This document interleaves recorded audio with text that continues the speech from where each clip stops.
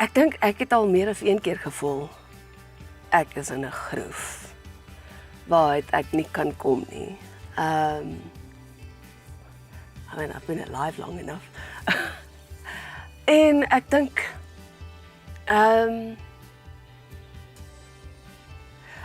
baie keer kan ek neig tot depressie. En dit neem my nogal 'n rukkie voordat ek agterkom dat ek daar is. So ja, dit het al met my gebeur en ek dink ek het dit herken aan die feit dat ek maar alleen by die huis gesit het en met niemand wou praat nie en I was depressed. Die antwoord om uit 'n groef uit te kom is eintlik om iets anders te doen.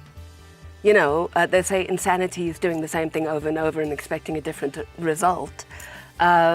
So om uit 'n groef uit te kom, dink ek mens moet eintlik iets doen wat jy nie besig was om te doen nie. Maar dit is baie moeilik wanneer jy in daai groef is, want jy weet jy moet iets anders doen, maar jy wil ook nie. Wel, ek kan dink aan 'n spesifieke situasie en dit was nadat ek verkragt was. Daar was 'n baie lang tyd waar ek in 'n baie donker gat was.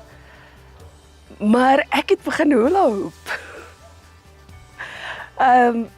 En dit was die grootste ding wat dinge vir my verander het. En ek sê nogal dikwels, hooping saved my life. Dit het my lewe heeltemal verander want ek kon weer speel, ek het weer van ontdek. Vreugde en joy and laughter and so hula hooping, I recommend it for everybody. Ek dink baie keer is mense vasgevang in 'n slegte situasie want dis wat hulle ken. Dis waaraan hulle gewoond is.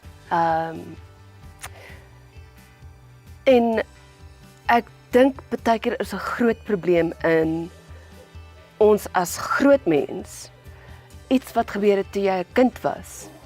En toe het you figured out these coping mechanisms to make that situation work. En nou is jy 'n groot mens en daai situasie bestaan nie meer nie, maar jy gebruik nog steeds daai selfde coping mechanisms.